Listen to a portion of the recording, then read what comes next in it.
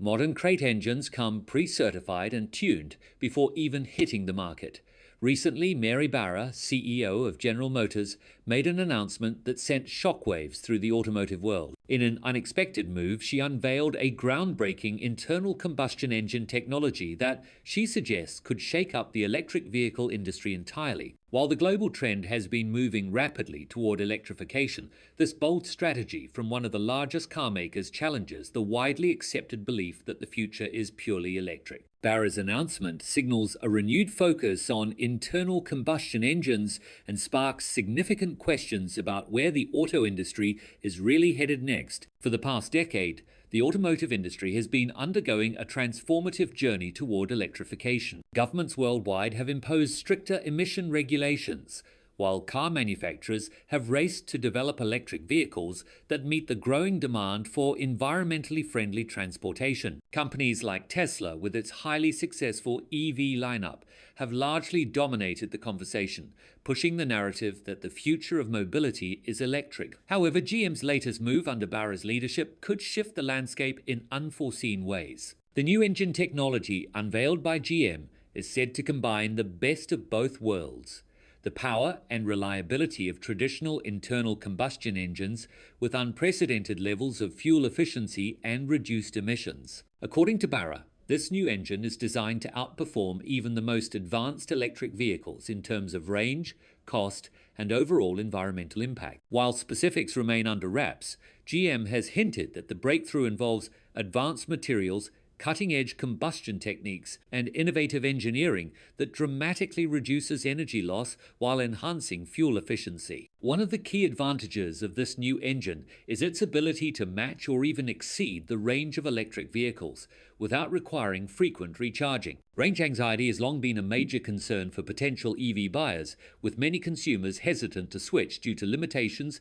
in how far they can travel on a single charge. Despite advancements in battery technology, charging infrastructure remains inconsistent, particularly in rural and less developed regions. GM's new engine, on the other hand, leverages the widespread availability of gasoline and other fuels, providing a convenience that EVs are still striving to achieve. Moreover, the technology promises a significant reduction in carbon emissions. Traditional combustion engines have long been criticized for their environmental impact, particularly greenhouse gas emissions. However, GM claims that its new engine will incorporate advanced catalytic converters, exhaust gas recirculation systems, and other emission-reducing technologies that could rival the low emissions of electric vehicles, especially when considering the entire life cycle of a vehicle, including manufacturing and disposal. Barra's announcement has not only shaken the foundations of the EV industry, but has also sparked intense debate within the broader automotive community. Many experts are now questioning whether this innovation could reverse the current trend toward electrification,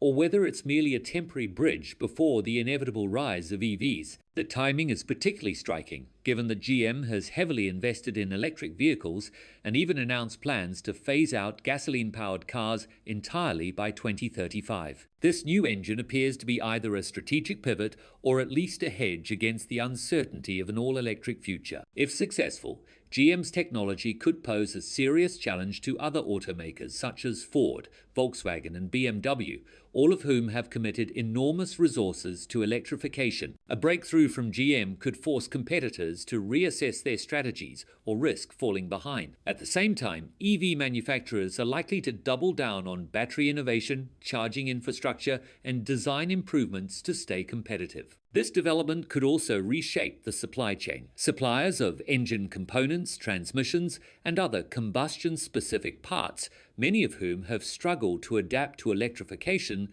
could see renewed demand. However, uncertainty about the market's long-term direction could also drive industry consolidation, with larger companies acquiring smaller firms to balance both combustion and EV production. Consumer perception will play a decisive role. Over the past decade, attitudes have shifted significantly in favor of EVs, largely due to environmental concerns, rising fuel prices, and the appeal of cutting-edge technology. Many consumers now view EVs as progressive and sustainable, while combustion engines are increasingly seen as outdated. The announcement also raises questions about infrastructure investment. Massive funding has already gone into building EV charging networks worldwide. If advanced combustion engines regain momentum, governments and businesses may be forced to rethink how they allocate resources between expanding electric infrastructure and maintaining fuel-based systems. This move underscores a broader truth.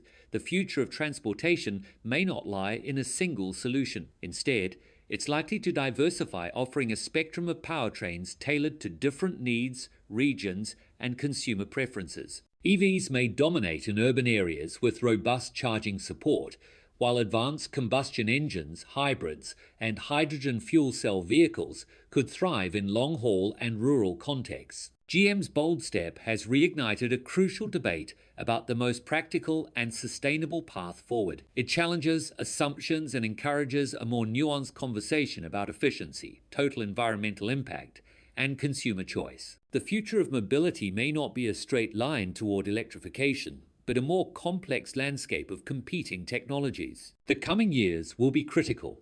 The industry and consumers alike are watching closely to see whether GM's innovation marks a genuine revolution or the final, most advanced evolution of the internal combustion era. Brand loyalty may also play a role. GM has a strong legacy with generations of loyal customers, particularly tied to its iconic models. The company will need to leverage this loyalty to encourage adoption of its new technology rather than risk losing long-time customers to competitors' EV offerings. First of all, understand that as fast as the EV market has grown, some problems have also come up at the same speed.